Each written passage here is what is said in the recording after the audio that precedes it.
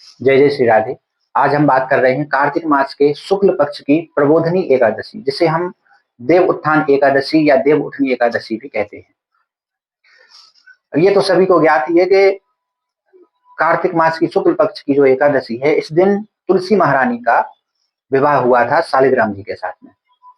तो इस दिन बहुत से लोग जो है अपने व्रत का जो है एकादशी का उद्यापन भी करवाते हैं।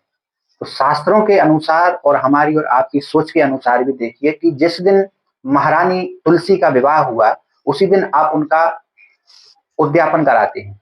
तो शास्त्रों के हिसाब से और लिखा गया है कि मतलब इस दिन जो है उद्यापन सही नहीं होता है। इसके अलावा आप देव प्रबोधनी एकादशी के अलावा किसी और दिन आप अगली एकादशी को या उत्पन्ना एकादशी के दिन यदि उद्यापन करें तो ये बहुत ही शुभ होता है। इस दिन कार्तिक की जो शुक्ल पक्ष की एकादशी, इस दिन उद्यापन नहीं करना चाहिए।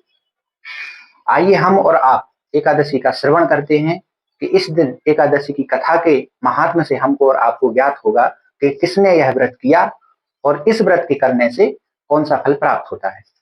युधिष्ठिर जी पूछते हैं कि भगवान श्री कृष्ण से कि मैंने आपके मुख से रमा एकादशी का महात्म्य सुना, आप कृपा करके आप मुझे देव प्रबोधनी एकादशी का महात्म्य सुनाने की कृपा करें। तब भगवान श्री कृष्ण बोले कि हे राजन, कार्तिक के शुक्ल पक्ष में जो एकादशी होती है उसका वर्णन लोक सृष्टा ब्रह्मा जी ने नारद जी से किया था, वही मैं तुमसे कहता हूं। तो नारद जी ने कहा पिताजी ब्रह्मा जी से कि जिसने धर्म कर्म में प्रवृत्ति कराने वाले भगवान गोविंद जागते हैं, उस प्रबोधनी एकादशी का महात्मा बतलाइए। तब ब्रह्मा जी ने नारद जी से कहा कि हे मुनि श्रेष्ठ, प्रबोधनी एकादशी का महात्मा पाप का नाश, पुण्य की वृद्धि तथा उत्तम बुद्धि वाले पुरुषों को मोक्ष प्रदान करने वाला है। समुद्र से लेकर सरोवर तक जितने भी तीर्थ हैं, वे सभी अपने महात्म्य की तभी तक गर्जना करते हैं जब तक कि कार्तिक मास में भगवान विष्णु की प्रबोधनी तिथि नहीं आ जाती। प्रबोधनी एकादशी को एक ही उपवास कर लेने से मनुष्य 1000 अश्वमेध तथा 100 राजसूय यज्ञ का फल पा लेता है। बेटा, जो दुर्लभ है, जिसकी प्राप्ति असंभव है तथा जिसे त्रिलोकी में किसी ने भी नहीं देखा है, ऐसी वस्तु के लिए भी याचना करने पर प्रबोधनी एकादशी उसे देती है।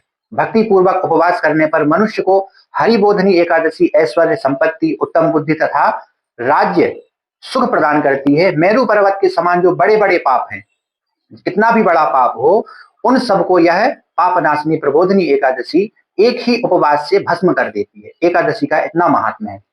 पहले के हजारों पाप किए गए हैं, उन्हें प्रबोधनी की रात्रि का जागरण रुई की ढेरी के समान भस्म कर देती है। जैसे बिना घी की रुई को हम जलाएं यदि तो वो जैसे भस्म हो जाता, उसी प्रकार देव प्रबोधनी एकादशी के व्रत से सारे पाप जलकर भस्म हो जाते हैं। ब्रह्मा जी कहते हैं नारद जी से, जो लोग प्रबोधनी एकादशी का मन से ध्यान करते हैं तथा उसके व्रत का अनुष्ठान करते हैं, उसके पितर नरक के दुखों से छुटकारा पाकर भगवान विष्णु के परम धाम को चले जाते हैं। ब्राह्मण अश्वमेध आदि यज्ञों से भी जिस फल की प्रतिष्ठा प्राप्ति कठिन है, वह प्रबोधनी एकादशी को जागरण करने से अनायास ही मिल जाती है।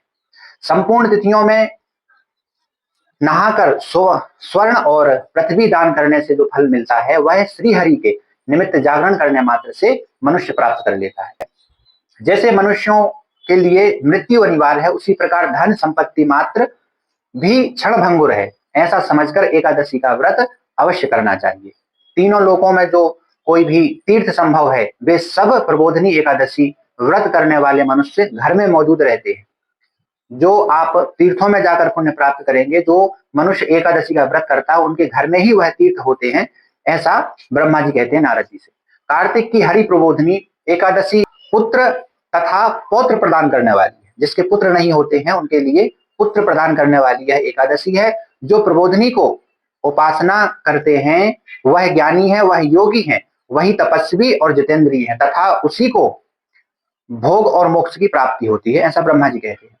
बेटा, प्रबोधनी एकादशी को भगवान विष्णु के उद्देश्य से मानव जो स्नान, दान, जप और होम करता है, वह सब अक्षय होता है। जो मनुष्य उस तिथि का एकादशी का उपवास करता है और उपवास करके भगवान माधव की भक्ति पूर्वक पूजा करते हैं, वे 100 जन्मों के पापों से छुटकारा पा जाते हैं।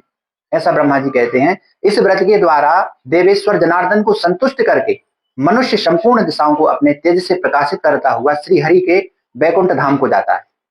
प्रबोधिनी एकादशी का बहुत ही महत्व है और बहुत ही बड़ी एकादशी है यह। प्रबोधिनी एकादशी को पूजित होने पर भगवान गोविंद मनुष्यों के बचपन, जवानी और बुढ़ापे में किए हुए 100 जन्मों के पापों को, चाहे वे अधिक हों या कम, धो डालते हैं, अर्थात भस्म कर देते हैं। अतः सर्वथा प्रयत्न करके संपूर्ण मनोवांछित फलों को देने वाले देवादिदेव जनार्दन की उपासना करनी चाहिए देव प्रबोधिनी एकादशी के दिन। आगे कहते हैं, बेटा नारद, जो भगवान विष्णु के भजन में तत्पर होकर कार्तिक में पराय अन्न का त्याग करता है, जैसे बहुत से लोग जो हैं एकादशी के उद्यापन में भोजन करने चले जाते हैं, थोड़ी सी दक्षिणा मात्र और लोभवश, तो उनके लिए कहा है कि पराय अन्न का त्याग करता है वह चंद्रायण व्रत का फल पाता है। जो प्रतिदिन शास्त्रीय चर्चा में मनोरंजन करते हुए कार्तिक मास व्यतीत करता है, पूरे कार्तिक मास को जो हरि के चिंतन करते हुए व्यतीत करता है, वह अपने संपूर्ण पापों को जला डालता है और 10,000 यज्ञों का फल प्राप्त करता है। कार्तिक मास में शास्त्रीय कथा के कहने सुनने से भगवान मधुसूदन को जैसा संतोष होता है, वैसा उन्हें यज्ञ, दान अथवा जप आदि से भी नहीं होता।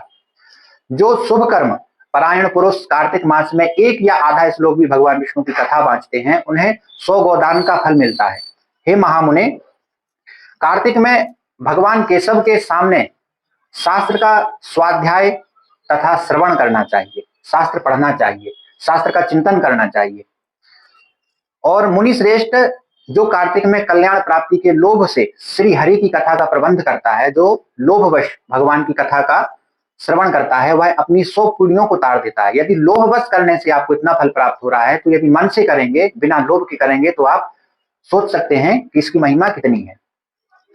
जो मनुष्य सदा नियम पूर्वक कार्तिक मास में भगवान विष्णु की कथा सुनता है, उसे सहस्त्र गोदान का फल मिलता है। जो प्रबोधिनी एकादशी के दिन श्री विष्णु की कथा श्रवण करता है, उसे 7 दीपों से युक्त पृथ्वी का दान करने का फल प्राप्त होता है। मुनिश्रेष्ठ जो भगवान विष्णु की कथा सुनकर अपनी शक्ति के अनुसार कथावाचक की पूजा करते हैं, जो आपको कथा सुना रहे हैं उनके बारे में आगे बोलते हैं, चाहे वह कन्या से कथा सुने या किसी ब्राह्मण से सुने, उनके बारे में आगे लिखते हैं कि उसकी कथावाचक जो पूजा करते हैं उन्हें अक्षर लोक की प्राप्ति होती है। यदि कथावाचक का आप श्रद्धा अनुसार, जो भी आपकी श्रद्धा उसके अनुसार उसकी पूजा अर्चना करते हैं, तो अक्षर लोक की प्राप्ति होती है। नारद, जो मनुष्य कार्तिक मास में भगवत संबंधी गीत और शास्त्र विनोद के द्वारा समय बिताता है, उसकी पुनरावृत्ति मैंने नहीं देखी। मुने, जो पुण्यात्मा पुरुष भगवान के समक्ष गान, नृत्य, वाद्य और श्री विष्णु की कथा सुनते हैं, श्रवण करते हैं, वह तीनों लोगों के ऊपर विराजमान होता है। तीनों लोग, स्वर्ग से भी ऊपर, वैकुंठ से भी ऊपर और ब्रह्मलोक से सबसे ऊपर वैकुंठ है, तो वैकुंठ में विराजमान होते हैं। मुनिश्रेष्ठ, कार्तिक की प्रबोधिनी एकादशी के दिन बहुत से फल, फूल, कपूर, अर्गजा और कुमकुम आदि से जो आपके पास में उपस्थित है द्वारा श्री हरि की पूजा करनी चाहिए, ऐसा ब्रह्मा जी कहते हैं नारद जी से। आगे लिखते हैं, एकादशी आने पर धन की कंजूसी नहीं करनी चाहिए। एकादशी पर यह नहीं सोचना चाहिए कि हमारे पास में धन नहीं है, हम इसका दान नहीं करेंगे, क्योंकि उस दिन दान आदि करने से असंख्य पुण्य की प्राप्ति होती है। प्रबोधिनी को जागरण के समय शंख में जल लेकर फल तथा नाना प्रकार के द्रव्यों के साथ श्री नारद अर्चन, नारद जी से कहते हैं कि श्री जनार्दन का, भगवान विष्णु का अर्चन करना चाहिए, अर्घ देना चाहिए। संपूर्ण तीर्थों में स्नान करने और सब प्रकार के दान करने से जो फल मिलता है, वही प्रबोधिनी एकादशी को अर्घ देने मात्र से करोड़ों गुना होकर आपको प्राप्त होता है। आगे कहते हैं, देवर्षि, अर्घ के पश्चात भोजन, अच्छा दान और दक्षिणा आदि के द्वारा भगवान विष्णु की प्रसन्नता के लिए गुरु की पूजा करनी चाहिए। जो मनुष्य उस दिन श्रीमद् भागवत कथा या भगवद गीता की कथा सुनता है, सुनाता है अथवा पुराण का पाठ करता है, उसे एक एक अक्षर पर कपिला दान, कपिला गाय जो होती है उसका दान जितना फल मिलता है। मुनिश्रेष्ठ, कार्तिक में जो मनुष्य अपनी शक्ति के अनुसार शास्त्रोक्त रीति से, शास्त्र की विधि से वैष्णव व्रत एकादशी जिसे कहते हैं का पालन करता है, उसकी मुक्ति अविचल है, निश्चित है। केतकी के एक पत्ते से, भगवान विष्णु को सबसे ज्यादा प्रिय जो फूल है पुष्प है वह केतकी का है, तो कहते हैं केतकी के एक पत्ते से पूजित होने पर भगवान गरुड़ध्वज 1000 वर्ष तक अत्यंत तृप्त रहते हैं। देवर्षि, जो अगस्त के फूल से भगवान जनार्दन की पूजा करता है, उसके दर्शन मात्र से नरक की आग बुझ जाती है। वत्स, जो कार्तिक में भगवान जनार्दन को तुलसी के पत्र और पुष्प अर्पण करते हैं, उनका जन्म भरण किया हुआ सारा पाप भस्म हो जाता है।